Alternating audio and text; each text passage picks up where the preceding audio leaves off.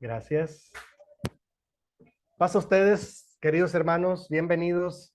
Una vez más, ya estamos en la parte final del curso eh, y hemos avanzado bastante. La semana pasada acabo de enviar el archivo de la pastoral ante la violencia, que fue un curso que yo les comenté, lo había dado yo años atrás, solo a pastores y a sobrevedores también.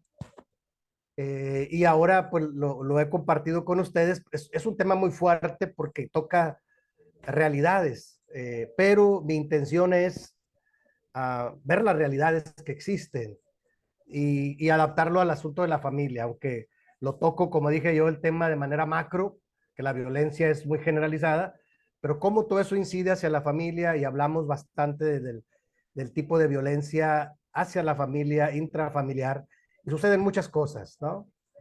Y yo también agradezco a las hermanas que han participado, porque también de eso se trata. Recuerdo cuando estaba revisando este curso, yo estaba pensando en elegir los 6, 7 subtemas más, para mí más importantes del tema de la familia, y yo le agregué un ingrediente más a diferencia de otros años, y le agregué el ingrediente de que nosotros que lo aplicáramos a nosotros primero como familias para buscar nosotros la restauración, la salud, la sanidad integral y luego poder trabajar con otras familias donde se requiere, donde se necesite. Por eso me parece correcto que los hermanos participen y yo les agradezco mucho a los que han estado participando porque yo entiendo que no es sencillo ventilar un asunto en una plataforma, aunque nosotros estamos en un ambiente de estudiantes, de hermanos en Cristo, de madurez, pero no es sencillo y agradezco quienes ventilan de alguna manera alguna problemática porque no es cosa sencilla. La mayoría de la gente procura callarse, disimularlo, y eso no ayuda a nada, postergarlo.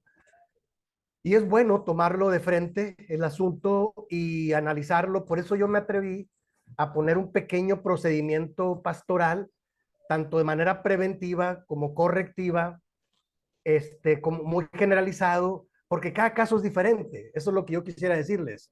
O sea, aquí no hay recetas, cada caso es muy diferente. Incluso yo me he encontrado en mi experiencia pastoral que tú te sorprendes cuando platicas con una persona que acusa a alguien y luego cuando ves las dos partes te sorprendes, que no es tal como lo miraba una parte, la otra parte también tiene parte de verdad y los dos tienen su verdad y uno como consejero, como pastor, como líder en la iglesia, tiene que tener la madurez para ser objetivo. O sea, no es cosa sencilla.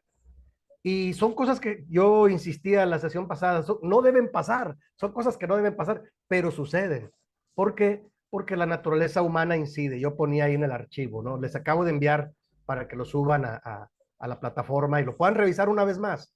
Como no son temas sencillos, a mí me gusta que lo revisen. Yo lo reviso una y otra vez y siempre le voy agregando más ejemplos, más cosas, ¿no? Ahora, en el curso, hermanos, ya estamos en la última semana. Yo creo que algunos temas los hemos tocado, los hemos reflexionado, eh, y entiendo que a estas alturas la expectativa es ¿y qué vamos a hacer? ¿O cómo le podemos hacer? Por eso esta sesión, esta última semana, esta sexta semana, yo quise, a diferencia de otros años, lo analicé y dije, bueno, la última semana hay que tratar de darles las más herramientas posibles. Y por eso me atreví también a incorporar este material, que es un material que yo trabajo con líderes para poderles dar las herramientas básicas de cómo acompañar y aconsejar a las personas. ¿De acuerdo? Es un archivo que yo elaboré, recuerdo mi experiencia, aunque tomo elementos de aquí y de allá.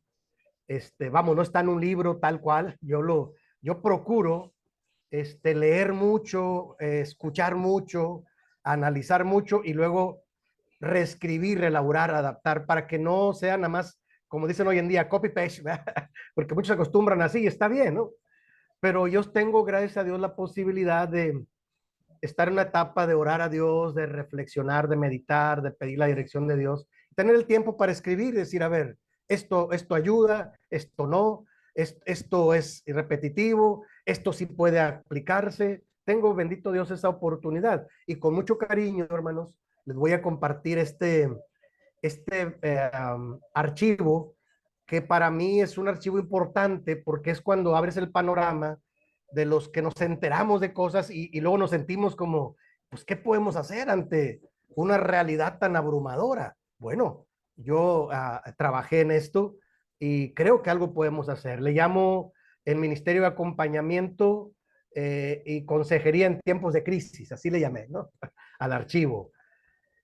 Y se van a dar cuenta que yo le he incorporado algunas recomendaciones importantes para saber más o menos cómo actuar cuando se nos presenten casos, ya sea internamente como familia o como iglesia, o cuando alguien viene de afuera y viene con un problema muy grave y quiere y que no conoce el evangelio y tienes que intervenir de alguna manera. Bueno, hay que tener los cuidados básicos para poder intervenir, ¿de acuerdo? Y entonces, tanto hoy como la próxima sesión vamos a retomar el tema de cómo sanar las 8 etapas de la vida y vamos a retomar el método de los hermanos Lin, de cómo ellos le hacen para buscar la sanidad y la restauración de las personas que han sido dañadas, ¿no? El libro ustedes ya lo han ido leyendo, cuando menos llevan el primer capítulo, la introducción del primer capítulo, ya se dieron cuenta que los hermanos Lin son terapeutas experimentados y tienen muchos ejemplos y bueno, nos puede servir como ejemplo para poder bien intervenir en algún caso que se requiriere. Y la próxima sesión, el jueves, lo vamos a trabajar, ¿sí? ¿Cómo hacerlo? Vamos a poner ejemplos ya de cómo hacerlo. Pero ahora yo me quiero concentrar en este archivo, que es algo, como les dije, que me permití yo elaborar con la experiencia de los años. Y así le llamo, Ministerio de Acompañamiento de Consejería, acompañamiento y consejería, las dos cosas en tiempos de crisis, y vamos a diferenciarlo, ¿no? ¿De acuerdo? Déjenme avanzar un poquito más. Ahí estamos. Dice ahí la introducción y la justificación que favorecer el crecimiento integral, me apoyo, ahí está. Favorecer el crecimiento integral de la espiritualidad cristiana y la personalidad, de manera que el campo teórico encuentre una articulación a lo vivencial, o sea, lo que vivimos a diario, logrando así un autoconocimiento de nosotros mismos que permita un acompañamiento pastoral a los demás pertinente a los tiempos que vivimos. Eso para mí es muy importante. A veces, hoy en día yo veo que los pastores, los sobrevedores, hasta los ejecutivos quieren intervenir a la antigüita, les digo yo. O sea, como antes. ¿Qué hizo? Dale una disciplina. No, espérame, escúchalo. Escucha a la persona, llámala, mírale a los ojos, haz un trabajo pastoral, no nada más apliques los reglamentos. Eso yo ya lo viví. Pero me parece que esa es la cosa más fácil. Pues aplicas un reglamento y ya. Pero trabajamos con personas. ¿Están de acuerdo, hermanos? Trabajamos con personas de carne y hueso, con sensibilidad. Y no todas las personas van a soportar lo mismo. Entonces, se trata de crecer espiritualmente como líderes. Nuestra personalidad debe ser una personalidad más madura, que seamos no nada más teóricos, sino teórico-prácticos, ¿no? Que sea esa articulación entre el campo teórico que estamos viendo, capacitación, información, pero cómo lo vivenciamos, cómo lo practicamos, y logrando así, como pongo ahí, un autoconocimiento de nosotros mismos, porque uno tiene que crecer en madurez en Cristo, y entonces que nos permita hacer un acompañamiento pastoral pertinente, adecuado a los demás, tomando en cuenta los tiempos que vivimos. Hoy en día, nos vamos, no me quiero adelantar, más adelante yo propongo un método, porque hay que saber escuchar, hermanos. Hoy en día, si tú no escuchas y analizas primero y solo reaccionas, no vas a ayudar a mucha gente. La vas a disciplinar, la vas a orientar, la vas a correr incluso, pero no la vas a ayudar, ¿de acuerdo? Entonces, como es la última sesión, me voy a permitir ser un poquito más duro, hermanos, pero discúlpenme. estoy pensando en la iglesia, en el trabajo de la iglesia como líderes, que luego nos quedamos solo en la teoría y en las buenas intenciones. Y me parece que es tiempo de crecer un poco más. Yo amo la iglesia de Dios Séptimo Día. Conozco muchas iglesias, tengo amigos con muchas iglesias, y cuando me ven que ando yo por allá, porque me gusta estudiar y tener amistades, hay quien me dice, hermano, no se va a ir de la iglesia. No, nunca me voy a ir de la iglesia, yo amo la iglesia. La iglesia es la gente, ustedes. Lo demás es administración, no sé, es doctrina, son equipos, y esos cambian. No sé, como Dios lo mueve. Pero yo estoy hablando del trabajo con la gente, con la iglesia. Y me parece que es tiempo en que ya no solo los líderes, sino los creyentes crezcamos en Cristo. Yo soy ahora un miembro, ya no tengo ningún título. Pero eso no me hace a un lado, no me hace sentirme menos, ni me hace hacerme a un lado cuando conozco un problema. Si yo puedo hacer algo, pues intento ayudar hasta donde yo pueda. Y ahora ayudando a otros para que se preparen, ¿no? Entonces, los tiempos que vivimos requieren saber escuchar y saber intervenir con cuidados, con tacto pastoral, no nada más con preparación o con títulos, con autoridad, con tacto pastoral. ¿Están de acuerdo, hermanos? Por eso pongo el pasaje bíblico ahí de Eclesiastés 7:10. Nunca digas cuál es la causa de que los tiempos pasados fueron mejores que estos, porque nunca de esto te preguntarás con sabiduría. O sea, siempre ha habido problemas. Cuando yo leo el texto bíblico y leo Hechos capítulo 2, y dice el apóstol Pedro, cuando está predicando en su primer sermón, dice que lleno del Espíritu Santo, Pedro les predicó. Es un Pedro ya restaurado, no es el mismo Pedro de los evangelios. Es un Pedro que ya superó, fue restaurado por el mismo Señor Jesús cuando le dijo, Pedro, ¿me amas? 3 veces. Pues apacienta mis ovejas, ponte a hacer para lo que yo te he llamado, olvídate de tus fracasos, porque lo había negado 3 veces y había andado boconeando por ahí, y llorando amargamente. Está bien, pero el maestro le dice, ponte a hacer para lo que te llamé. Ánimo. Le dice, entonces, ¿me amas? Sí, Señor, tú sabes que te quiero. Ponte a pastorear a mis ovejas. Tremendo. De ahí Pedro no fue el mismo, es mi teoría. Estoy hablando de Juan capítulo 24, por ahí. Y Hechos 2, aparece Pedro y dice, sean salvos de esta perversa generación. Hermano, estamos hablando del siglo primero, imagínense, más de 20 siglos. O sea, la maldad es mucha, hermanos. Estamos, como yo ponía en el archivo pasado, cuando nos enfrentamos a la violencia, a la maldad, al pecado, nos enfrentamos a un monstruo de 100 cabezas. O sea, no es sencillo entrarle, pero los creyentes en Cristo, como usted y como yo, podemos prepararnos, crecer en Cristo y estar dispuestos a ayudar a otras personas y no dejarlos sufrir, no, ahora sí, como dicen acá en mi barrio, no dejarlos morir solos. Oh, vamos a intervenir, vamos a orar a Dios. Por eso en mis procedimientos yo pongo primero, ore a Dios cuando se entere de algo. Ore a Dios, Señor, no puede ser. Señor, no entiendo qué es lo que les pasa a estos hermanos, pero dame la sabiduría para poder intervenir edificantemente y poder restaurar. Y Dios nos va a dar la sabiduría, hermano. A lo mejor no somos los doctores, los eminencias, pero a mí me ha ido muy bien, bendito Dios, y he hecho lo mejor que puedo a través de los años. Y a usted también le va a ir bien. Cuando uno interviene movido por el Espíritu de Dios para ayudar, hermano, no tenga duda que Dios lo va a ayudar. Sí, sí, no diga, yo no tengo el conocimiento que el hermano Ismael tiene o el hermano Abraham. No, no, no. O sea, ustedes también pueden seguir creciendo en Cristo, hermanos. Yo los animo a que ustedes le entren al asunto. No lo vean nada más de lejos. Dice un amigo, los toros se ven bien de la barrera, pero entrar al ruedo es diferente. Sí, eso es trabajo pastoral. Y cuando uno lo hace y tiene la satisfacción de que hiciste lo mejor posible, es una satisfacción enorme. Gracias a Dios. O sea, ya encontré sentido. ¿Para qué conozco tanto? ¿Para qué he invertido tantos años en la iglesia? Para ayudar a las personas. Nada más. Pero no cometamos el error es que antes los tiempos eran mejores, hermanos. Siempre ha habido problemas, siempre ha habido pecado, siempre ha habido violencia.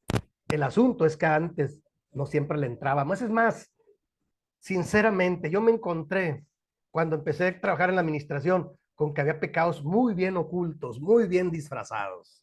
No, hombre, Tú mirabas a las personas y dices, oh, esta persona, qué espiritual es. Y cuando la conocías más a fondo, decías, Dios mío, qué buen trabajo de simulación hace. Yo lo digo porque eso me pasó desde que yo me convertí a Cristo, en el año 83, 84. Y todos mis amigos y toda la iglesia, ay, qué maravilloso, qué bonitos hermanos. Y cuando los fui conociendo, me fui dando cuenta que también tenían problemas, igual que yo. Pero Dios me permitió ir creciendo muy rápido porque yo soy una persona muy directa. Yo decía, sí, hermano, yo tengo problema de estos y le vengo a pedir a Dios que me ayude. Sí, sí, eso me ha ayudado a ser honesto. Decir, hermanos, oren por mí. Cuando yo estoy muy en crisis, muy emproblemado, llegaba, hermanos, ¿pueden orar por mí? Vénganse, oren por mí, porque estoy muy decepcionado de un asunto que me pasó. No tengo que hacer escándalo ni decir nada.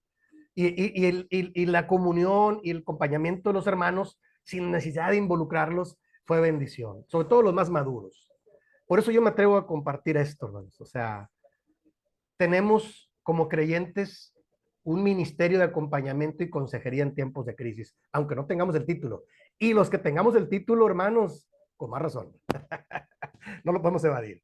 Bueno, mi orientación es que el discipulado cristiano, que es la gran comisión de Mateo 28, 19 al 20, no lo conocemos de memoria, no lo voy a leer, porque quiero avanzar y quiero llegar a donde quiero llegar al procedimiento. El discipulado cristiano no es una ocurrencia, es más, es el último mandamiento de Jesús.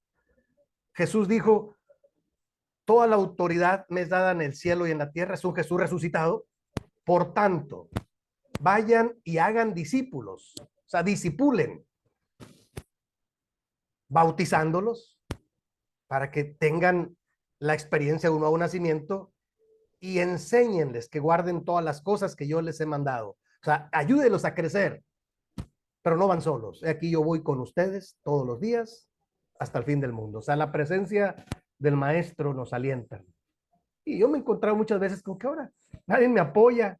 Y yo de repente yo digo, Señor, pues si tú vas conmigo, ¿por qué quiero por qué quiero un grupo de personas? Si no, ya no soy parte de un órgano, pero tú vas conmigo. Y mire, Dios me abre puertas. Bendito Dios. Ahora yo estoy bien contento porque Dios me acaba de abrir otra puerta, ¿no? Me voy a meter en más problemas de estos. Y ya les platiqué un poquito a una joven de la iglesia con la que yo le ayudé a discipular, porque estuve en un grupo de discipulado que tuve 5 años, aquí en la iglesia de Monterrey, en la Independencia. Ella es trabajadora social, graduó, era estudiante cuando estaba conmigo, graduó, trabaja por una asociación civil y ella me platica todas las problemáticas, trabajan con familias violentadas. Es una asociación civil cristiana llamada Back to Back. No sé si exista en Argentina o en Colombia, pero hay en varios países. Apenas viajaron a República Dominicana a iniciar el programa.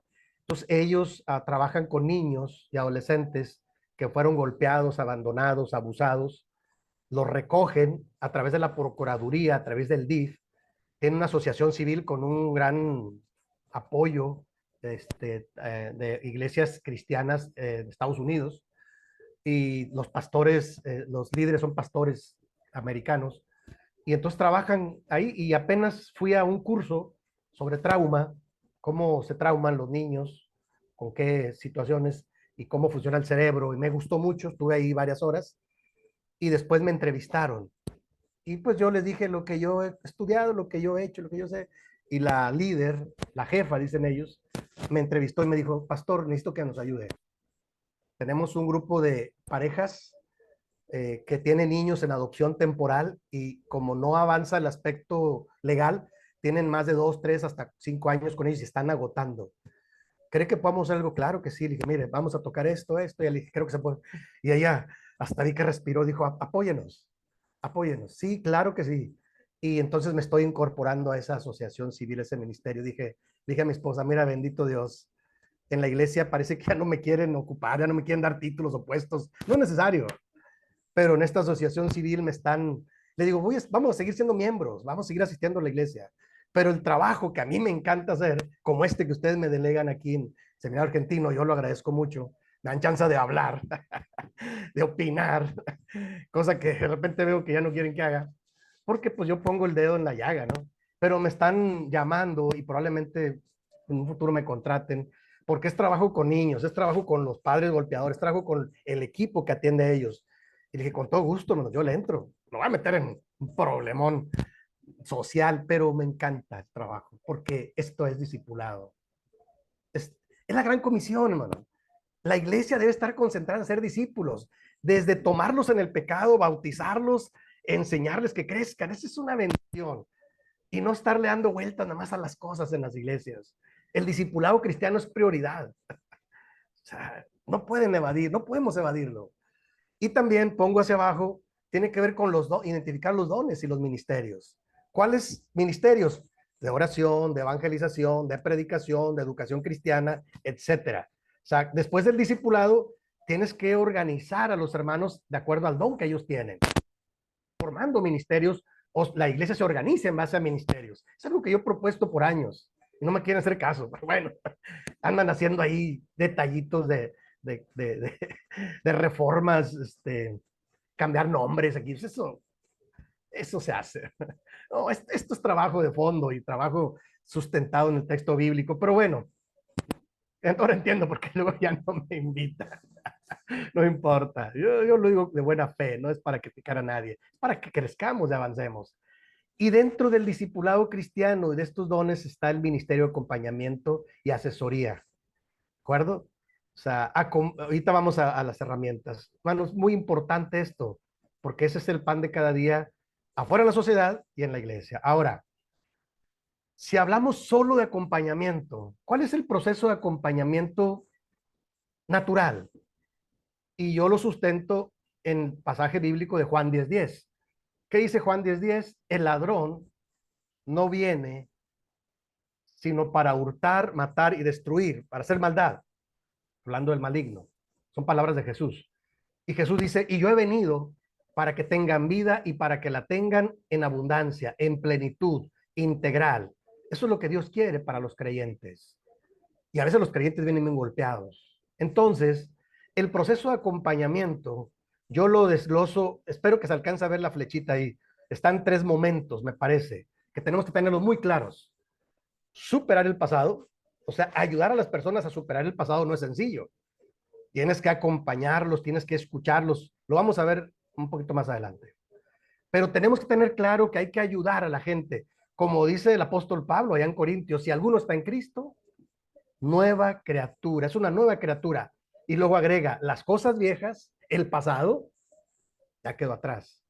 Ahora todas deben ser nuevas en Cristo. Pero eso es un proceso de acompañamiento con el nuevo creyente. No lo podemos dejar a la deriva. Yo estoy muy triste aquí en la ciudad de Monterrey porque, y les hice la reflexión, no les gusta que yo diga, pero tengo que decirlo.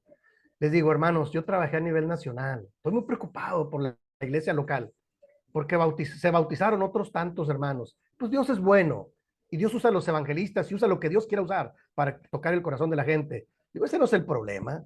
La evangelización, yo creo que depende del Señor, porque Hechos 2 dice que el Señor añadía cada día y añade cada día a la iglesia a los que han de ser salvos. O sea, eso, la evangelización es obra de Dios usando a un niño, a un joven, a una hermana, un canto, un folleto, no sé, muchas cosas. Una crisis.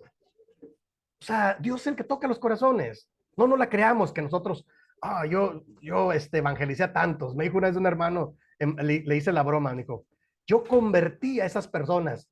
Le dije, hermano, ¿en qué los convirtió? Es una broma mía. Le dije, no, espéreme, nosotros no convertimos a nadie. Dios es el que convierte el corazón de piedra en un corazón de carne. Tenga cuidado. No es obra nuestra, no es por obras, para que no nos gloriemos, porque poquito queremos para ensalzarnos como seres humanos. Entonces, el proceso de acompañamiento en los más nuevos y en nosotros también es primero superar el pasado, primero ayudarle a superar el pasado, hermano, olvídelo, vamos a orar, hermano, dele vuelta a la página, hermano, mire, adelante, siga creciendo en Cristo. O sea, es ayudarlos a dar los primeros pasos a crecer. Pero si los nuevos bautizados no los ayudamos, son nuevas criaturas, son bebés en Cristo, y no los ayudamos a dar los primeros pasos en Cristo, ¿saben qué pasa? Se caen y muchos se regresan. Y les planteé la estadística que yo conozco muy bien en México. Allá con ustedes no me atrevo, no lo sé. en Argentina ni en Colombia, no lo sé.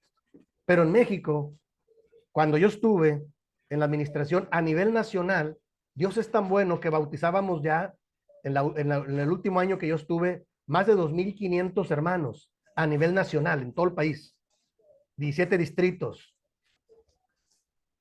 toda la República Mexicana, 2.500 y tantos, llegan a ser casi 2.700 a nivel nacional, porque hacíamos un recuento de todos a través de la estadística y el reporte. Pero ahí les va, cada año.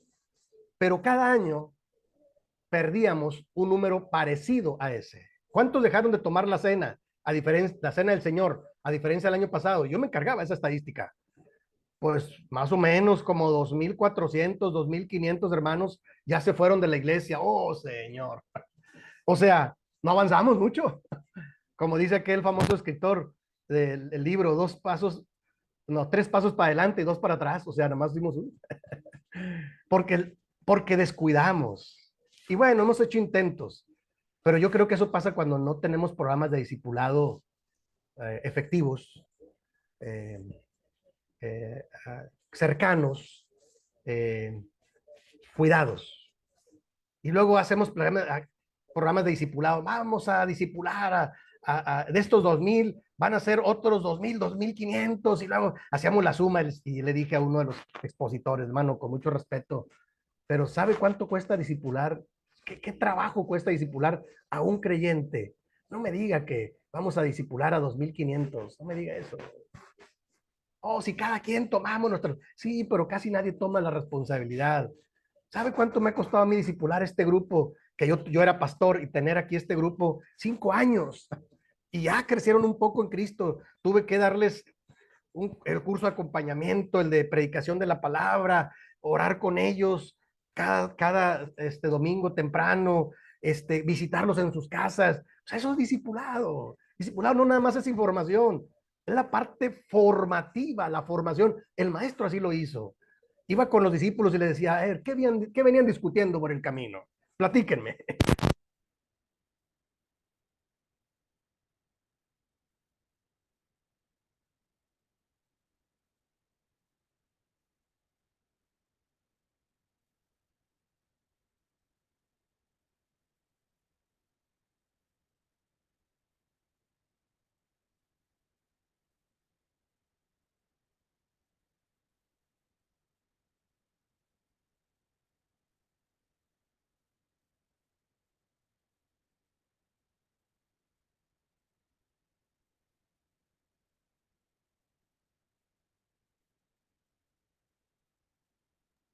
Hermano Ismael, no se escucha. A ver, ahí, hermana. Sí, sí, ya se escucha. Ay, gracias, hermana. Perdón, yo creo que se movió aquí un poquito el audífono. Bueno, en el proceso de discipulado, entonces, hermanos, eh, estamos hablando de 3 etapas. Superar el pasado, potenciar el presente, o sea, el presente hay que ayudarlos a que tomen todo su potencial, identificar cuáles son sus dones y canalizarlos por ahí, ¿sí? Y utilizarlos, ¿verdad? Que se sientan acompañados y irles delegando pequeñas tareas. Estoy hablando de ese proceso de acompañamiento en el discipulado. Que puedan ir tomando todo el potencial que ellos pueden tener y puedan enamorarse del futuro. O sea, el futuro siempre será esperanzador en Cristo. El futuro sin Cristo es trágico, pero el futuro, estando en Cristo, es esperanzador. Ahí me preguntan, hermano, ¿y qué? Las señales de los últimos, hermano, usted manténgase en Cristo. Y si viene una profecía, usted está en Cristo y seguro nos va a ir bien. Ahora, si no está en Cristo, ahí sí preocúpese. Sí, porque hay muchas, ¿cómo diría yo? Hay muchas señales, sí, de los últimos tiempos, pero nadie sabe el día ni la hora. ¿De acuerdo? Entonces, no podemos especular de que ya este año y el próximo año y que Israel y que está sitiado, pues sí, pero no sabemos día ni la hora. Entonces, superar el pasado, potenciar el presente y enamorarse del futuro es un proceso dinámico en el que podemos ir acompañando a los nuevos creyentes en Cristo y A los viejos también que lo necesiten, claro. A todo aquel que lo necesite, pero con el objetivo de que vaya creciendo en Cristo. ¿De acuerdo, hermanos? ¿Vamos bien hasta aquí? ¿Alguien tiene alguna pregunta? ¿Alguna duda? ¿Algún comentario?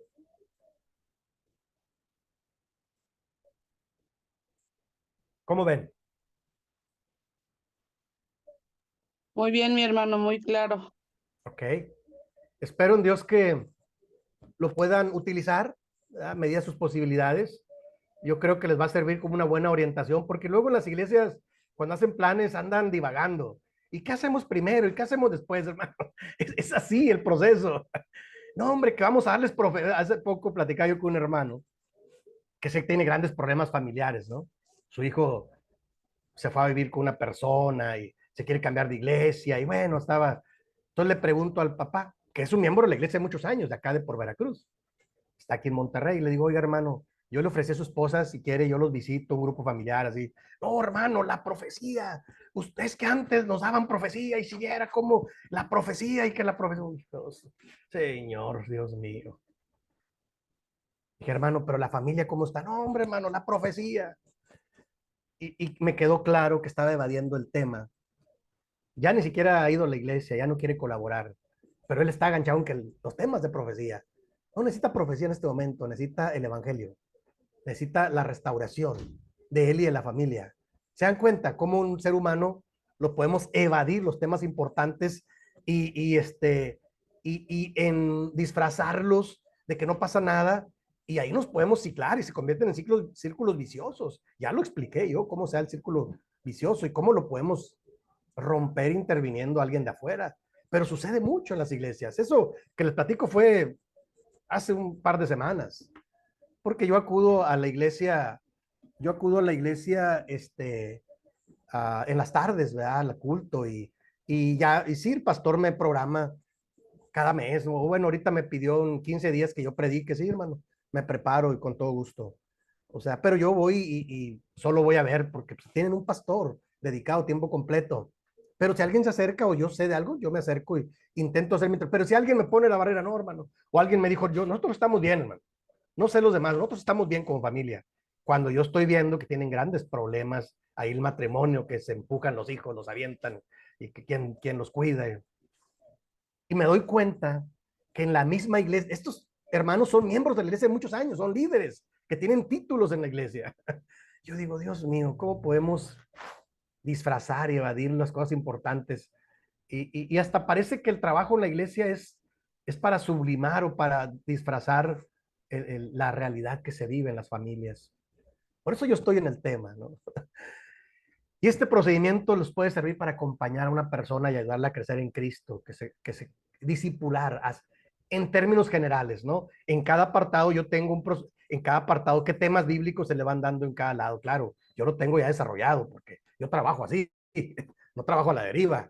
Y ahora yo estoy trabajando con grupos familiares en las tardes, con familias que me piden que yo los ayude. Claro que sí, hermanos.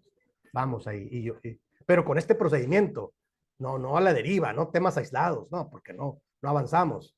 Y les pregunto cómo se sienten y todo ello. Ahora, el acompañamiento con el modelo del Señor Jesús.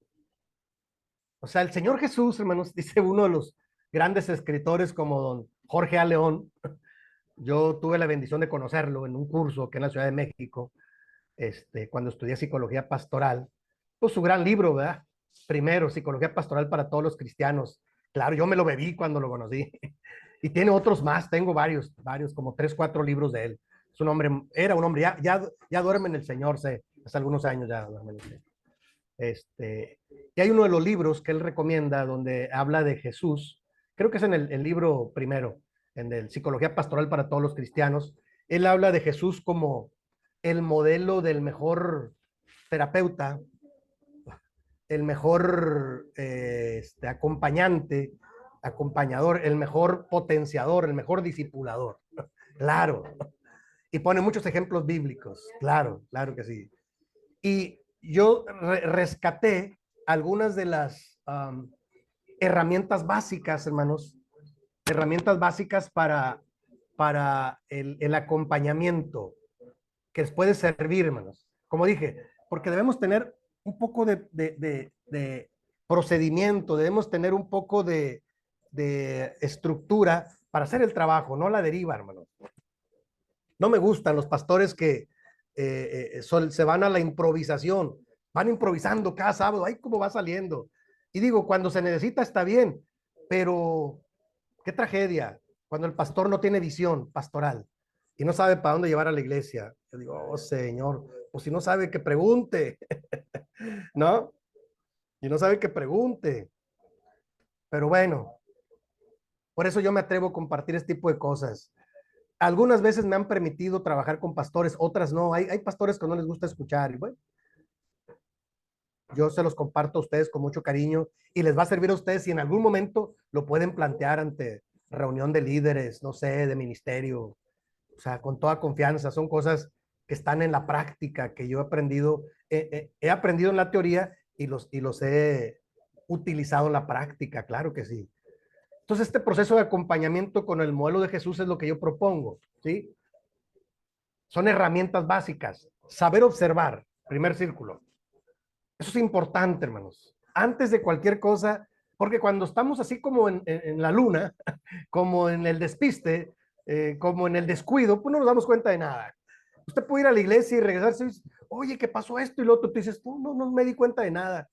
Pero si tú eres observador, digo, no tienes que hacer escándalos ni andarle señalando todo a todos, pero a mí me gusta ser observador, yo estoy observando y le digo a mi esposa, fíjate que pasó esto, esto y esto y esto. Y dice, fíjate que sí me di cuenta. Sin necesidad que me platiquen. A lo mejor es un poco la experiencia pastoral, ¿no? Pero saber observar. Incluso, hubo un tiempo en que yo me traté de especializar en esta herramienta. Hay una serie muy antigua, y la he buscado, ya no está en las plataformas. Era una serie de televisión que se llamaba Light to Me, se llamaba, el doctor Lightman. Light to Me, en inglés es miénteme, así es. El doctor Lightman es un criminólogo especialista en comportamiento y el lenguaje no verbal. Entonces a él, el que cometía una fechoría, lo metían en un cuarto como de cristal, que él no se daba cuenta, y el doctor estaba observando, dando vueltas. Él analizaba hasta los presidentes de Estados Unidos. Les está mintiendo con los puros gestos, el lenguaje no verbal. Él es un especialista en la serie, ¿verdad? Y tiene sentido. Después empecé a investigar y claro que hay material para eso, pero necesitas desarrollar la habilidad de saber ser observador en todos los detalles, ¿no? Y él se especializaba y podía desenmascarar los crímenes, observando cuando apresaban a alguien y saber quién decía la verdad y quién no, con la pura observación, porque evidenciaban bastante, son de ser muy repetitivos los modelos cuando alguien está avergonzado, cuando alguien está preocupado. Entonces, era un especialista y a mí me gustó verlo, me gustaba. Tengo por ahí una colección en discos todavía de películas, de series, era una serie policíaca. Me encantó. Pero hay que saber observar. Sí, no ser tan ingenuos de que no me di cuenta, pues no observaste bien. Cuando estás en un asunto de consejería tienes que ser muy observador. Primero. Segundo, saber escuchar. O sea, a la persona, si tú la vas a aconsejar y le preguntas una o dos preguntas, tienes que saber escuchar, porque cuando la persona tiene necesidad de hablar, te va a decir muchas cosas. Hay el caso opuesto, hay gente que no va a querer hablar porque está muy dañada, muy bloqueada. Y en la logoterapia tenemos estrategias para poder ayudar a hablar a las personas, especialmente a los más pequeños. Yo tengo por ahí un método con dibujos, colores, cuando trabajo con adolescentes o con niños. Le digo, a ver, hijo, son dibujitos que están elaborados para eso. Y le digo, coloreame de estos niños, ¿cómo te sientes tú? Y colorea el que está más triste. Ya, me da chance. ¿Por qué te sientes así? ¿Por qué coloreaste este? ¿O de qué color te sientes? Hay niños ahí, y él colorea azul, bonito, rojo, negro. O sea, hay estrategias para saber escuchar hacer introspección con las personas, ¿no? Pero saber observar y saber escuchar es importante. La mayoría de las personas quieren ser escuchadas. la mayoría. Es toda una habilidad saber escuchar. Cuando alguien no tiene esa habilidad, no permite que la otra persona hable, lo interrumpe. Y hay que dejarlo. Ahora, hay un encuadre, más adelante lo vamos a ver un poquito, en el diagrama que yo hago. Hay que saber, claro, decirles, a ver, hermano, ya habló como media hora, ahora permítanme hacerle un par de preguntas. No, pero que mire, sí, ya le escuché. De todo lo que me dijo como 10 temas, vamos a ir uno por uno, ¿le parece? Yo los anoté. Primer tema, mire, me dijo de esto, a ver, vamos a clarificarlo. Porque estamos hablando de saber acompañar, saber ayudar a las personas. Sí, ahora, si es un acompañamiento desinteresado, pues así como llegaste, pues, se va a ir y no pasó nada. Pero yo estoy hablando de aquel modelo de acompañamiento y de consejería donde tú quieres ayudar a las personas. A veces no se dejan ayudar tan fácil porque están en crisis. Bueno, hay que saber observar, hay que saber escuchar. Tercero, hay que saber preguntar. Decía un amigo, hay que hacer un curso de cómo hacer preguntas inteligentes. Sí, porque cuando tú estás en un trabajo de consejería o acompañamiento, las preguntas deben ser preguntas claves. Yo me he encontrado con muchas cosas, de repente nos encontramos con alguien y ¿cómo le fue al fútbol? ¿Y cómo está el clima? Eso es muy obvio. No, si yo llego a platicar con alguien en este plan de aconsejar, la pregunta es no cómo está, cómo se siente, cómo le hace sentir esto, este detalle, qué opina de este detalle, en qué sí está de acuerdo y en qué no está de acuerdo en este tema. O sea, son preguntas inteligentes. No nada más preguntar, ¿y cómo está el clima? ¿Y cómo le fue al partido de fútbol? No, hombre, pues aquellos andan allá ganando miles de pesos en el partido. Y pero hay gente que se gancha, yo le llamo paliativos, o sea, son detalles. A mí me gusta, sí me gusta ver, pero ya lo miré, ya se acabó el partido, se acabó.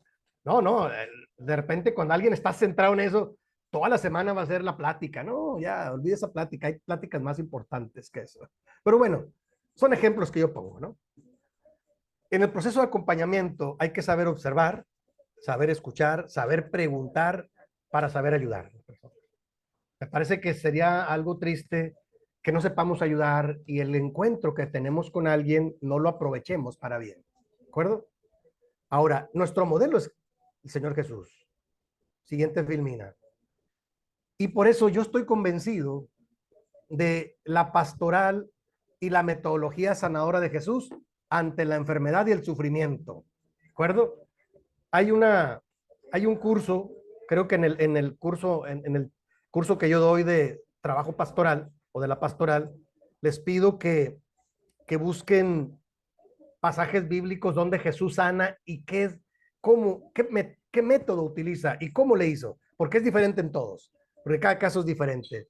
Pero en este caso, Lucas capítulo 18, versículo 35 al 43 dice así, ahí la palabra de Dios. Y aconteció que acercándose Jesús a Jericó, un ciego estaba sentado junto al camino mendigando y al oír a la multitud que pasaba preguntó qué era aquello. Y le dijeron que pasaba Jesús Nazareno. Entonces dio voces diciendo, Jesús, hijo de David, ten misericordia de mí. Y los que iban delante le reprendían para que se callase, pero él clamaba mucho más. Hijo de David, ten misericordia de mí. Jesús entonces, deteniéndose, mandó traerle a su presencia y cuando llegó le preguntó, diciendo, ¿qué quieres que te haga? Y él le dijo, Señor, que reciba la vista. Y Jesús le dijo, recíbela, tu fe te ha salvado. Y luego vio y le seguía glorificando a Dios eh, y todo el pueblo cuando vio aquello dio alabanza a Dios. Amén. Hay un pasaje paralelo donde se dice el nombre, ¿no? De este ciego.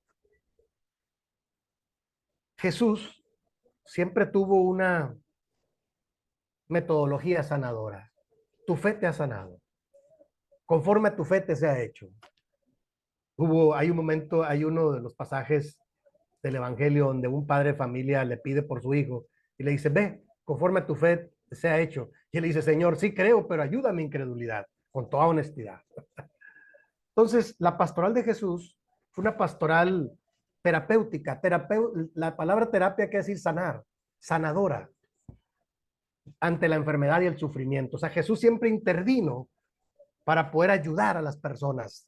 Toda persona que se acercó a Jesús recibió la bendición de ser, cuando menos de ser escuchada, ¿no?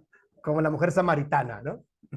¿Se dan cuenta? O sea, cada encuentro que Jesús tiene con los personajes, con los hombres, mujeres, jóvenes, el joven rico, me llama mucho la atención. Maestro, ¿qué cosa ha de hacer para heredar la vida eterna? ¿Se acuerdan? Es un joven rico, dice ahí. Hay quien dice que era como un adolescente. Y el maestro le dice, pues guarda los mandamientos. Y le replica, eso ya está palomeado. Lo tengo hecho desde mi juventud, he sido de la iglesia, por así decirlo, ¿no? Y él le dice, bueno, ahora ve y vende todo lo que tiene y dalo a los pobres. Y después ven y sígueme. O sea, muestra con hechos. Era un asunto teórico. Y dice el texto bíblico con mucha tristeza que se retiró triste porque tenía muchas posesiones. O sea, le tenía más amor a las posesiones. Y a veces seguir a Jesús, hermano, implica cierto sentido de renuncia. O sea, así es. O sea, así es. O sea, pero hoy en día, por ejemplo, las nuevas generaciones quieren todo fácil. Yo he estado trabajando con algunos líderes nuevos. Qué difíciles son, ¿eh? Creen que se lo saben todo y todo lo quieren fácil. No, hermanos. Le dije yo a la última, tuve la bendición hace un año de estar ahí, me regresaron 6 meses al Consejo Ejecutivo a ayudar en algunas tareas. Y bueno, yo hice mi parte, y me tocó estar en un congreso de líderes indígenas. Me fue muy bien, gracias a Dios, porque aunque yo no tengo tanta extracto indígena, pero entendí muy bien cuál era el concepto y los felicité y los animé a seguir adelante porque nos enseñan mucho ellos. Son gente que vive la fe y tiene mucho éxito desde su contexto. Nosotros tenemos que aprender, los de las ciudades, mucho de ello.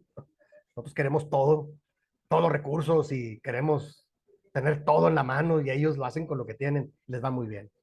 Algo tenemos que aprender de ellos.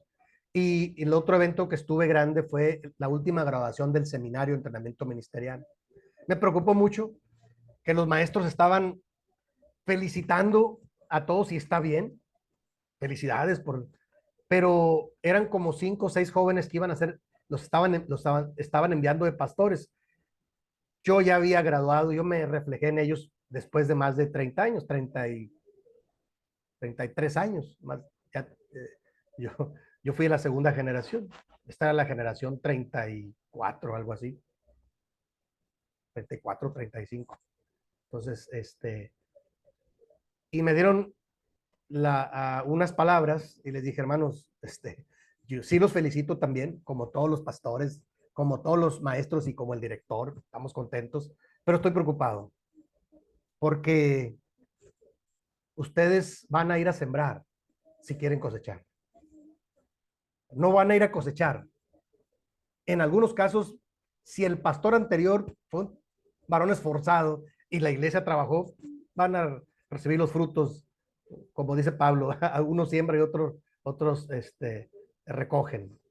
Pero comúnmente el trabajo pastoral hay que sembrar primero, y le toqué el pasaje de 2 de Timoteo, capítulo 2, donde Pablo le dice a Timoteo, hijo mío, tú como el atleta, como el soldado y como el labrador.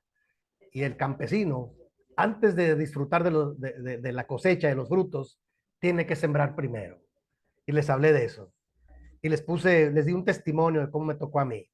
La primera iglesia que me dieron no me alcanzaba a pagar, a sustentar económicamente. Era la última iglesia en el país, en Tijuana, la parte de arriba. Era un lugar, pues parecería que trágico, pero lo asumí con mucha responsabilidad y con mucho cariño y fue una bendición para mí. Ahí encontré muchas cosas.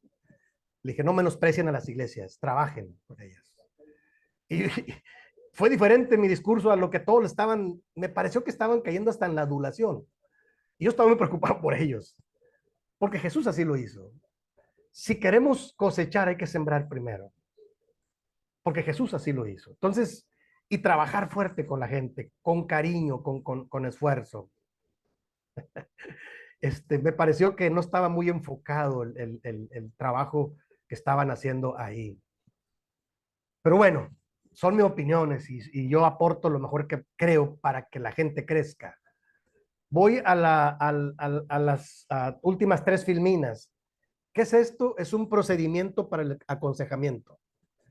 El acompañamiento, hermanos, se puede dar en esta dinámica que yo presenté. Hacerlo como Jesús lo hizo, superar el pasado, potenciar el presente, enamorarse del futuro. Es un proceso de crecimiento en las personas. Hay que tener como Jesús un acercamiento pastoral que traiga siempre salud, orar con las personas, acompañarlas, ayudarlas, restaurarlas. Eso tiene que ver con el acompañamiento. Ahora, yo voy a un pequeño procedimiento para el aconsejamiento y pongo ahí introducción. Existen diferentes formas de aconsejamiento, escuelas de pensamiento y enfoques, ¿sí? ¿De acuerdo? O sea, a estas alturas ustedes ya se deben dar cuenta. Yo entiendo que han tenido algunas orientaciones y clases también.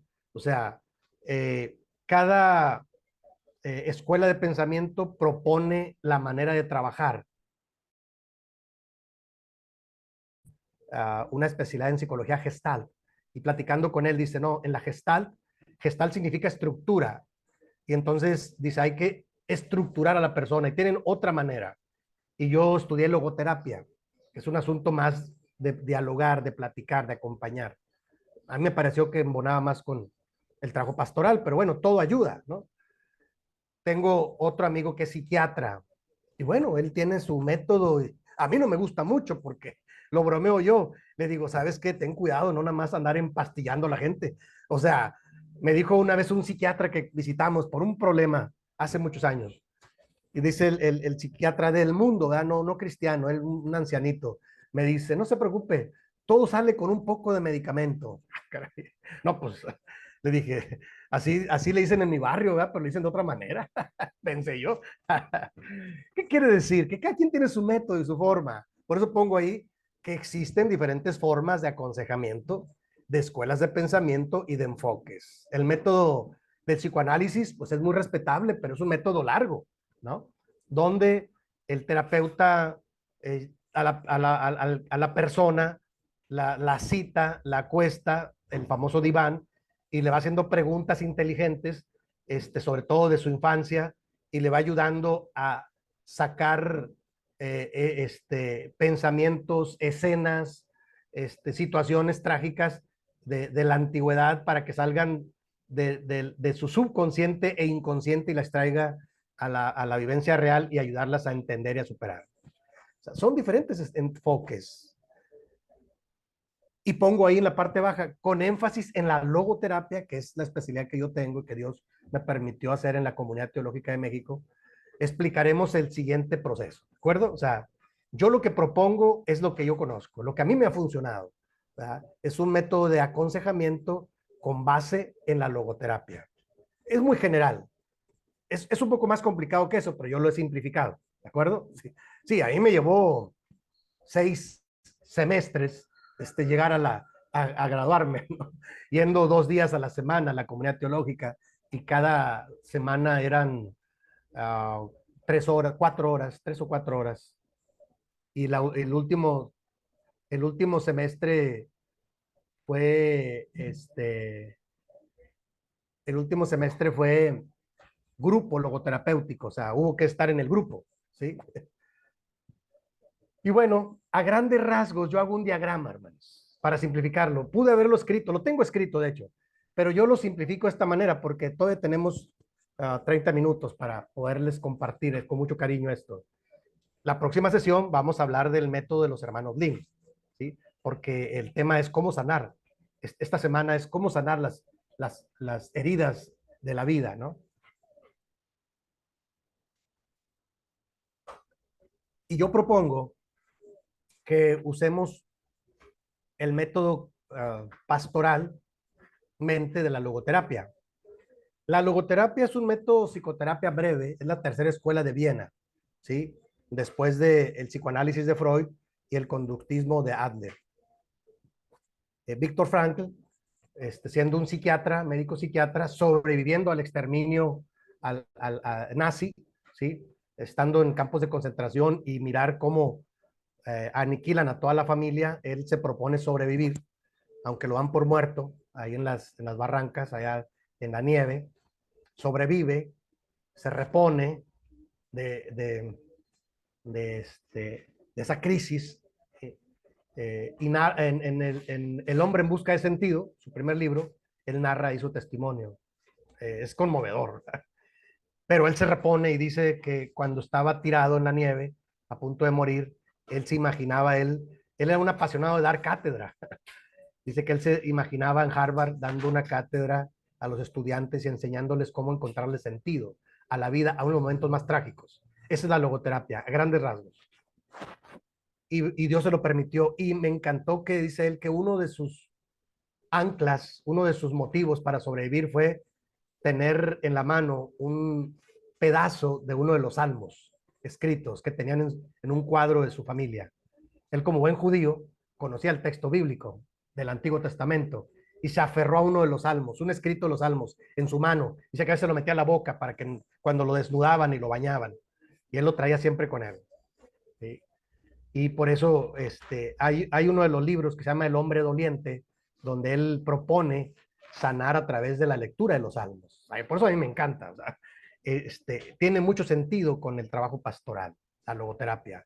Y tiene otros más libros y tiene bastante experiencia de ayudar a personas a encontrar el sentido.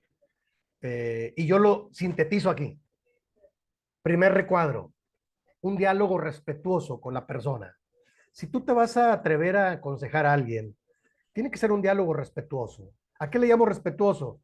Un diálogo donde tú te sientes, no como le hacemos los pastores a veces, porque a veces nos forzan de que, hermano, fíjese que le quiero platicar algo, y estás tú, a ver, muévela aquí, muévela allá, y sí, hermano, le escucho, hermano, lo escucho, y tú viendo para allá. No, eso no es un diálogo respetuoso. Esa es una improvisación de acuerdo a las necesidades. Yo aprendí a decir, hermano, hermana, ¿le parece? Si nos vemos mañana o pasado, dime, a tal hora, en tal lugar, y lo escucho con todo respeto y con todo cariño. Ay, pastor, pues sí, porque la gente quiere que le resuelvas ahí en la puerta de la iglesia. Lo puedes contener, le puedes dar una palabra, puedes orar por ello, no le puedes escuchar tanto tiempo. ¿Estás de acuerdo? Que hay mucha gente. No es el lugar adecuado. Entonces, un diálogo respetuoso es busca el lugar adecuado. Hermano, hermana, lo visito en su casa, se puede. No hay quien incomode. No, pues que sí, bueno, mejor lo cito aparte. Un diálogo respetuoso es un diálogo socrático. En logoterapia, el diálogo socrático es un diálogo. Cuando uno estudia logoterapia, tienes que aprender toda la filosofía de Sócrates. Sócrates, el gran filósofo griego, tuvo una máxima, esa que decimos nosotros de manera simplista: yo solo sé que no sé nada. Es una manera muy simplista, es mucho más que eso. Aunque Sócrates escribió muy poco, ustedes lo deben de saber. Casi no escribió él, era un hombre tan especial, dio mucha cátedra, tuvo a Platón, a Aristóteles de discípulos, pero no escribió mucho, porque él decía, no me atrevo a escribir porque no sé si le vaya a hacer bien o no. Detrás de esa frase, no solo sé que no sé nada, hay otra frase más compleja, dice que uno debe estar consciente de que no se lo sabe todo, porque el que cree saberlo todo no sabe nada y no es consciente de lo que no sabe. Entonces, un diálogo socrático es un diálogo respetuoso. Yo te escucho y te voy a, y si tienes ya un método, hermano, hermana, tenemos media hora, tenemos una hora, ¿le parece? Ya pues es un encuadre, eso es un diálogo respetuoso. No a la deriva, no, pensado, concentrado, viendo los ojos. O sea, puede ser virtual. Yo ahora acostumbro virtual porque hay varias personas que me hablan con todo gusto. Yo me pongo los audífonos y lo escucho con todo respeto, porque la gente espera eso. Pero un diálogo socrático es escuchar a alguien sin juzgarlo y sin interpretar lo que te está diciendo. Solo escucha lo que te va a decir y anota las ideas principales. ¿Cuáles son los temas que te están anotar? ¿Sí? Yo ya tengo un bosquejo nada más para ir llenando. Claro, ya tengo años yéndolo trabajando y tengo bosquejo ya con, ¿cuál es tu nombre? ¿Cuál es tu edad? Ya lo voy haciendo. Porque eso también a la persona le da el sentido de que es algo más profesional, no es algo a la deriva. Y entonces voy anotando. las ideas principales de lo que haces. Porque a veces hay gente que te dice, como dije, decía una maestra, hay gente que tiene tanta necesidad que te va a aventar todo lo que trae. Y entonces no vas a saber qué hacer con ello, porque son demasiadas cosas, porque la gente está muy confundida. Lo tienes que anotar, como dije, y anotar, hermano, hermana, me dijo, de la plática que tuvimos, me dijo como 5 temas. Vamos uno por uno, ¿le parece? Clarificándolo. Eso es un diálogo respetuoso. Segundo, confirmar lo que te dicen. Mucho cuidado con interpretar, con creer que estás bien interpretando lo que te está diciendo. Cuando la persona está enojada, en crisis, en pecado, en una situación difícil, te va a mezclar las cosas, porque es su crisis que está bien. Tienes que saber observar. Y entonces yo siempre acostumbro a orar con la persona. Vamos a orar, tranquilo. Si la veo muy ansiosa, vamos a orar y luego lo escucho. Y luego, después de que te dijo todo eso y tú anotaste un poco las ideas, ahora confirma lo que te dice. O sea, usted me dijo de este tema que pasó esto, sí o no. No, yo quise decirle otra cosa, porque puede ser que uno malinterprete. A veces la mente humana es muy poderosa y uno, sobre todo los pastores, la maestra con la que estudiamos nos regañaba mucho y nos decía, es que ustedes los pastores les gusta dar consejos antes de que se los pidan. Y nos ponía como campeones. Decía, es que tienen que aprender a escuchar y luego a confirmar la información que les dan, porque si ustedes la malinterpretan, pues no le están ayudando, lo están malinterpretando. Confirmar la información es, hermano o hermana o joven, tú me has dicho que te pasó esto y te sentiste así, así, así, así. Ah, ok, vamos bien. O no, no, es que me malentendió, yo no quise decir eso. Ah, bueno, entonces, a ver, te entendí mal. Que yo entendí esto, a ver, ¿me lo puedes volver a repetir? Del tema, si son 5 temas, del primer tema, de este tema estamos hablando, no de todos los 5 a la vez. Entonces, es confirmar lo que te dicen. ¿De acuerdo? Ahora, ya tienes un panorama, ya vas avanzando. Tercer, no son pasos, son momentos, vamos a decirlo. Tercer momento, porque a veces no es tan sencillo ponerle paso 1, paso 2 y paso 3. No es tan sencillo, pero yo lo estoy sintetizando. Tercer momento, abrir el panorama de la persona. Abrir el panorama, la persona cuando está en crisis comúnmente tiene una visión de túnel, o sea, reduccionista, o sea, solo mira esto, solo mira esto, no mira todo lo que hay alrededor. ¿De acuerdo? La visión de túnel. ¿Por qué? Porque está enganchado ahí, está concentrado ahí la presión. Y ya les platiqué yo en el curso que tuve un par de experiencias de gente que decía que se iba a suicidar y yo acabo de tomar el curso de intervención en crisis. Y entonces dije, ay, Señor, yo decía, pues, ¿para qué me va a servir esto? Y nada, que el Señor me lo pone ahí. Muy pronto me di cuenta para qué servía. Y entonces aprendí a ver, ok, ya me dijiste qué es lo que no tienes. Es que no tengo trabajo, es que no tengo esto y que no tengo... Como 10 cosas no tenía. Wow, ya las anoté. Ok, ahora vamos a hablar un poco de lo que sí tienes. Tienes vida, ¿sí? Ok. Estás vivo y aquí estamos, bendito Dios. ¿Tienes familia? Sí, pero está en otra ciudad. Ok, pero tienes familia. ¿Puedes regresar con ellos? Sí, ok. Con pena y lo que todo, pero puedes regresar, sí. Como el hijo pródigo, puedes regresar a la casa del padre. Y yo, pues claro, le pongo ahí de mi cosecha, ¿no? El texto bíblico. Y le leo el pasaje para conmover ahí las... O sea, abrir el panorama. Y el hijo pródigo regresó, regresó derrotado y le dijo, padre, ni siquiera me llames tu hijo.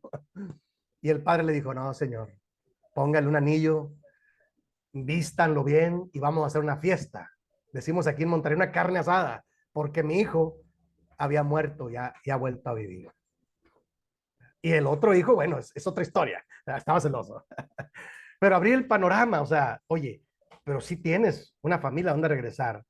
Oye, pero ¿qué más tienes? Oye, ¿qué estudios tienes? No, pues fíjese que estudias. Ah, tienes estudios, o sea, así que sí, no que no tiene, la gente se concentra mucho en que no tiene, que sí tienes, y lo hacen enlistando, y al final dices, ok, anoté como casi las mismas cosas que no tienes, que sí tienes, y la gente no lo alcanza a ver, y te lo voy a repetir, mira, dijiste que tienes esto, esto, esto, esto, bueno, sí, ok, vamos abriendo el panorama, ya la persona ya tiene un poco más de sentido en su vida, porque no hay cosa más trágica, hermano, cuando uno está en la crisis no alcanzas a ver la salida. Entonces, abrir el panorama es eso, o sea, y eso puede ayudar mucho a que la gente se vaya sentando, vaya como el hijo pródigo, y volviendo en sí, dijo, pues voy a regresar a casa de mi padre. Reaccionar, ¿no? Eso es reacción. Volviendo en sí es, vuelvo a tener conciencia, reacciono. A veces la gente necesita eso. Es el momento más difícil, ¿eh? Porque no es sencillo.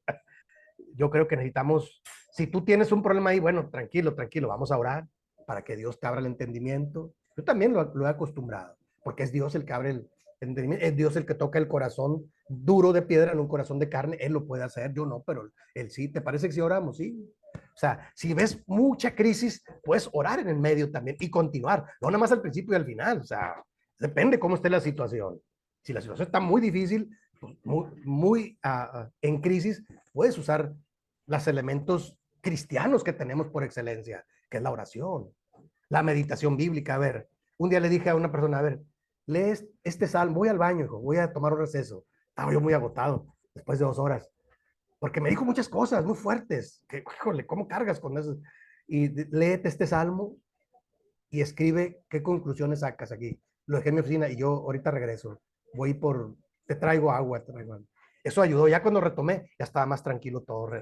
Estoy platicando experiencias de cómo yo he tenido un poco de experiencia para aconsejar. Estamos hablando de la consejería en tiempos de crisis.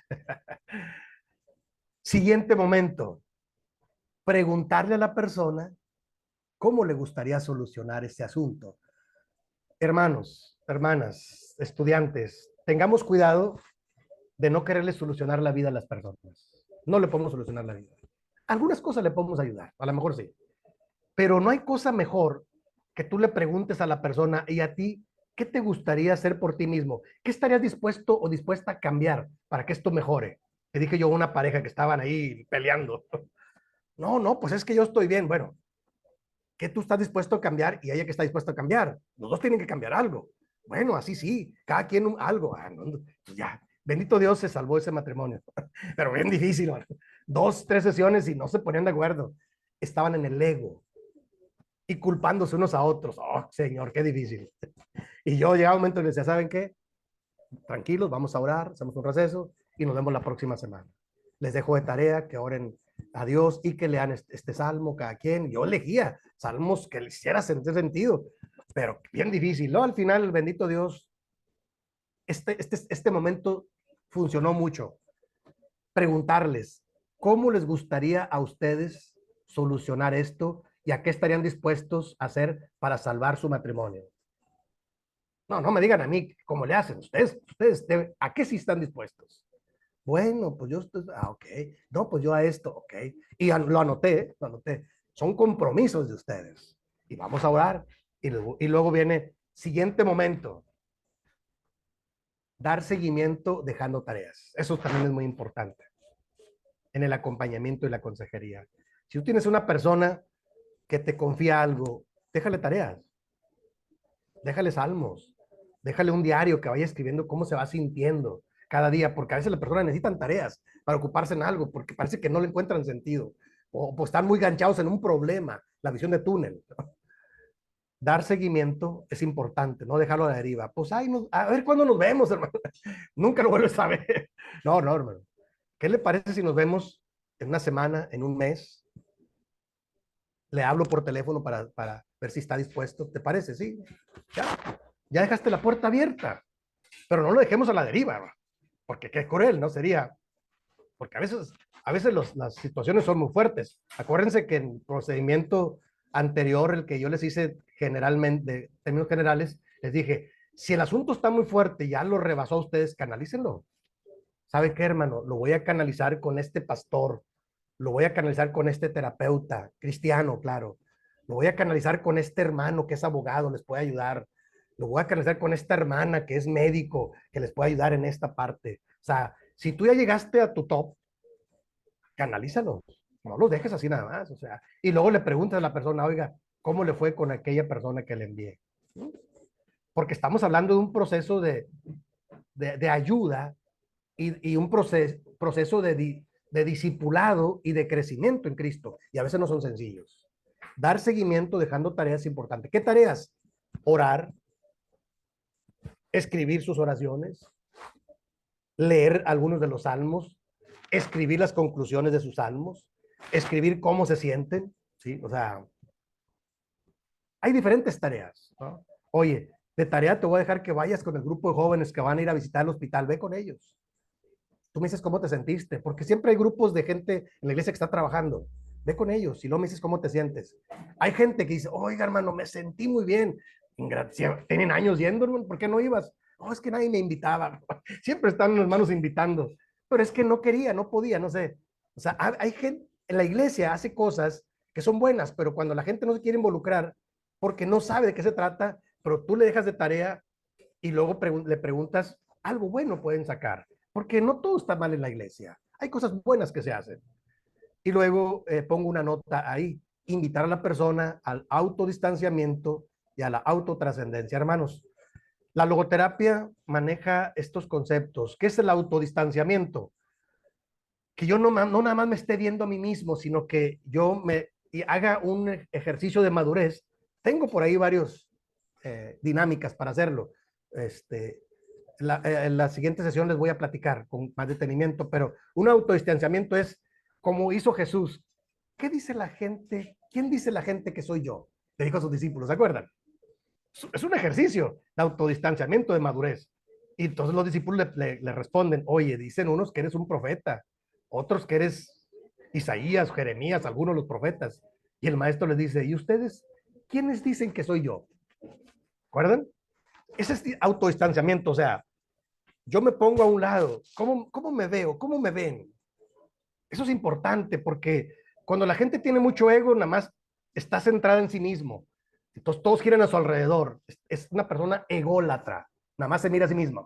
Es que yo quiero, yo siento, y yo digo, y puro yo, y yo, y yo.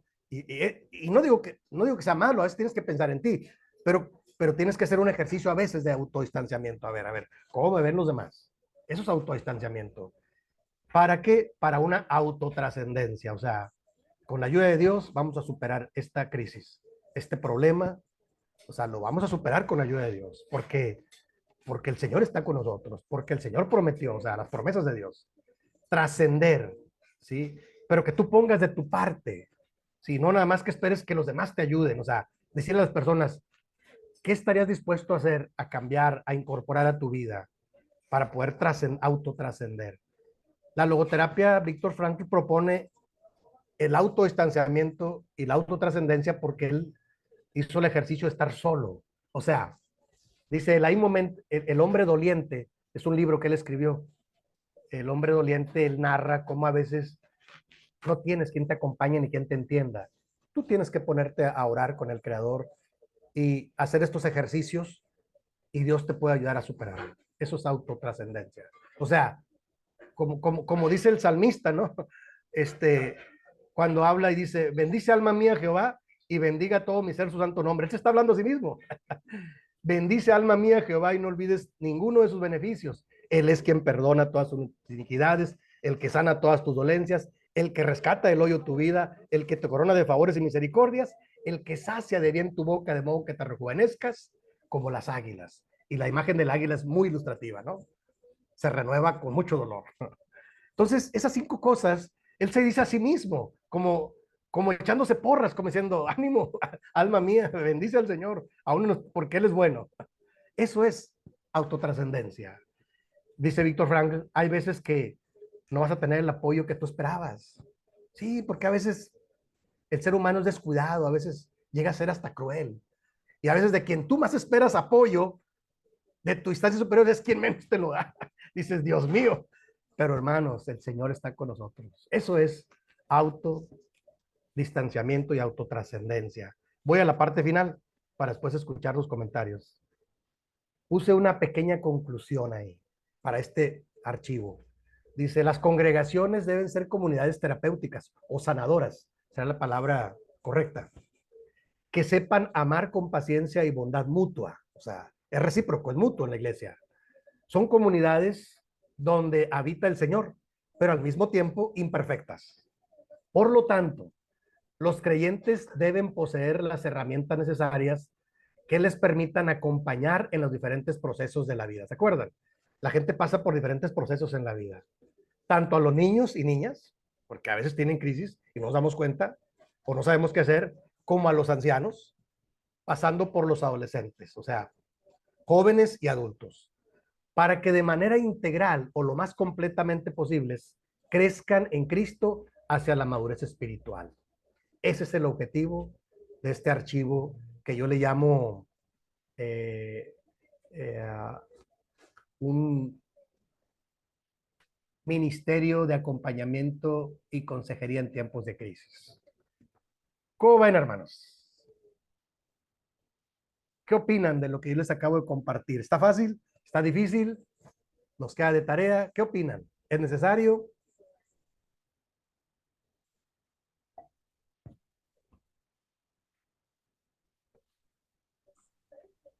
Adelante, hermana. Pasa, hermano. Pase usted, hermana. Muy buen trabajo. Fácil no. Fácil no, pero muy interesante. Muy interesante para estudiarlo muy bien y ir teniéndolo en cuenta en todo momento de la vida, porque uno se encuentra todo el tiempo con personas que pasan diferentes situaciones de la vida, de alejamiento de la iglesia, de divorcios, todo el tiempo hay esta problemática que necesita acompañamiento. Así que me parece muy buen material para tener en cuenta como una herramienta, todo el tiempo tenerlo presente. Hay que estudiar bien. Sí, hermana, claro que Gracias. sí. Muy, Sí, hermana. muy aplicado esto, muy reinteresante. Sí. Gracias, Los, hermana Esther. sí, Claro que gracias. sí. Con todo confianza lo pueden trabajar ahí en sus iglesias con sus líderes, ¿eh? O sea, yo se los voy a enviar ahorita terminando para que lo suban al sílabo y es con todo cariño yo se los comparto porque son herramientas básicas para, como usted dice, no no es sencillo, pero tenemos una idea. A mí me preocupa mucho cuando en la iglesia no tenemos ni idea qué hacer. Entonces yo digo, Dios mío, alguien debe darles orientación a nuestros líderes. ¿Cómo no va a haber alguien? Y esa es una de mis grandes preocupaciones. Ahí estoy yo concentrado, gracias a Dios, y con mucho cariño se los comparto. Todo esto yo lo he tratado de llevar a la práctica. Ya les compartí yo que Dios me permitió trabajar como pastor muchos años y yo siempre intenté hacer esto, lo otro, de ahí es donde saco las anécdotas, las ideas, la preparación que fui teniendo. Entonces ahora lo sintetizo, lo sintetizo. Sí, porque a veces son cursos muy largos, muy elaborados y digo, hay que sintetizar, hay que tener capacidad de síntesis y compartirlo con los hermanos y queda la tarea de ir revisarlo, ¿verdad? En grupos, pueden hacerlo e ir teniendo una guía para ir trabajando con algunos casos, ¿no? Y la práctica es el maestro, acuérdense. O sea, cuando ustedes se atreven a practicarlo a la primera, a la segunda vez, oye, sí se puede, oye, esto sí funciona, oye, y qué bendición. Cuando, sobre todo, cuando vas teniendo algún resultado en Cristo, dices, oye, qué bendición que esta persona, yo creo que son las mayores satisfacciones que yo he tenido cuando un joven sigue adelante y no se suicidó, sino nada más lo comentó, ya le encontró sentido en la vida, cuando una pareja que se quería separar sigue adelante, digo, bendito Dios, ¿verdad? Siguen, son de las mayores satisfacciones en la iglesia. Yo aprendí ya que los títulos y los puestos, ya, bueno, a lo mejor porque ya los tuve, y ya no los puedo tener, pero en su momento ayudan porque te dan el momento, el lugar que la gente te da, pero hay cosas más de fondo que un puesto, un título son herramientas, experiencia, y eso tú lo puedes transmitir a los demás con mucho cariño. Y si los demás lo ponen en práctica, lo pueden enseñar a otros. O sea, se trata de que nosotros como congregaciones, por eso mi conclusión es esta, nuestras congregaciones deben ser comunidades terapéuticas o sanadoras, que sepan amar con paciencia y bondad mutua. Ese es mi objetivo. Ya no es otro objetivo más que ese. ¿Sí? Y ojalá esto que yo les comparto con cariño, ustedes lo puedan revisar, como dice nuestra hermana, ir incorporando. Y si lo pueden compartir con su pareja, con su ministerio, con su pastor, adelante.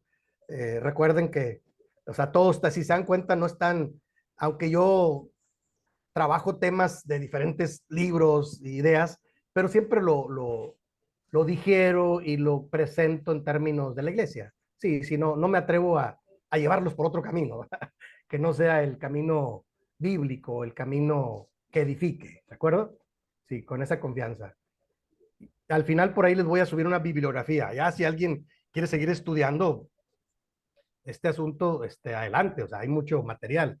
Sí, yo tengo, gracias a Dios, y tengo en electrónico varios material. Si alguien al final, hermano, dice, hermano, yo quiero seguir, me dicen y yo con todo gusto les envío a su correo electrónico algún material más que puedan seguir leyendo. Ahorita, pues ahorita tienen en qué entretenerse, ¿verdad? Tienen el libro de Cómo sanar las 8 etapas de la vida de los hermanos Lin. Ahí vamos. La idea es leer hasta el segundo capítulo, pero Qué con buen todo material, gusto. ¿Perdón? qué buen material ese, buenísimo. Sí, así es. Muy, muy útil, muy, muy. Sí, así es. Y con todo gusto, hermano, ustedes me dicen y yo puedo compartirles algún material en electrónico con todo gusto, Sí, cómo no. Sí, que por sí. ahí tengo. Sí, siempre va a servir. Gracias, lo que Claro que pueda poner. sí, claro que sí, con todo gusto. ¿Alguien más, hermanos, tiene alguna pregunta, algún comentario? Ya estamos en el tiempo.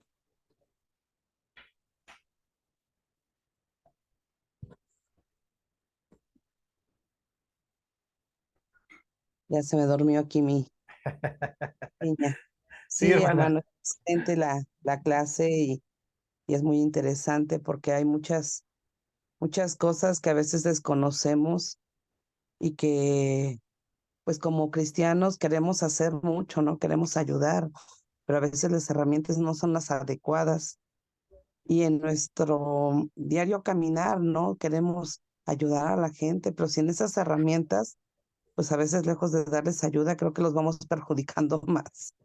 Y así les pasa a muchos líderes, a muchos pastores, Ujú, incluso creo, puedo atinadamente decir que como papás, ¿no? ujú, Queremos hacer mucho por nuestros hijos, darles lo mejor. claro. Y leía yo esto de las 8 etapas de la vida, ¿no? Que a veces queremos ser mejores que fueron nuestros papás sin ver que nuestros papás tuvieron errores y que Ujú, cometieron muchos con nosotros. Y así vamos criando a los nuestros creyendo que nosotros vamos a ser mejores. Y a veces terminamos haciéndoles un daño, ¿no?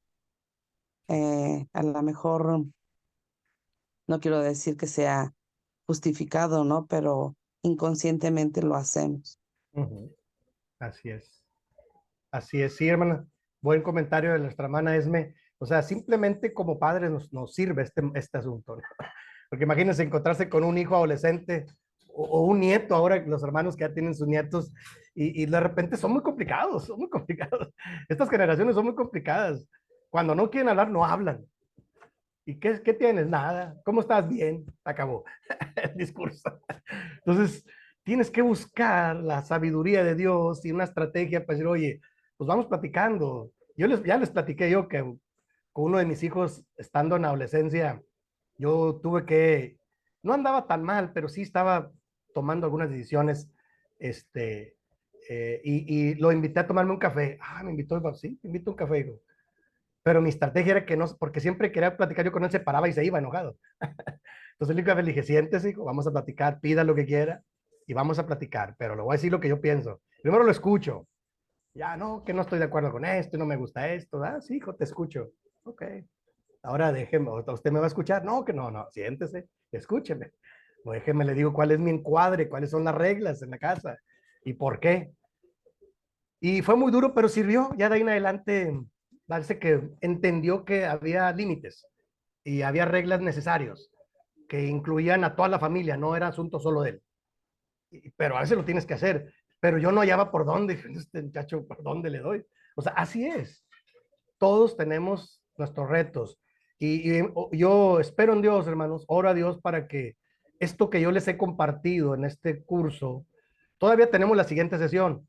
Próximo jueves voy a concentrarme en trabajar cómo en la práctica los hermanos Lin lo utilizan el método de la oración para sanación, ¿sí? Y cómo invitar a Jesús al momento. Vamos a hacer ejemplos y escuchar preguntas también ya prácticas, porque vamos a hacer el cierre próximo jueves, pero ya me interesa en esta semana darle las más herramientas posibles porque les pueden servir mucho en su momento, ¿verdad? Y, y la idea es esa, o sea, teniendo herramientas, podemos hacer el trabajo más rápido, más eficiente y más preciso, porque las herramientas son para eso, ¿no? ¿De acuerdo? Hermana Amanda, ¿quiere comentar también? Sí, bueno, no solamente este último material, creo que todo el curso que hemos visto es demasiado edificante y provechoso. Y no solamente para nosotros en la iglesia, cuando se es maestro en escuelas laicas y de escuelas de toda clase, este material sería de gran bendición. Yo tengo bueno, mis hermanos son maestros. Yo fui maestra, pero me fui después ya por otro lado. Ok, Pero la familia prácticamente son maestros ok.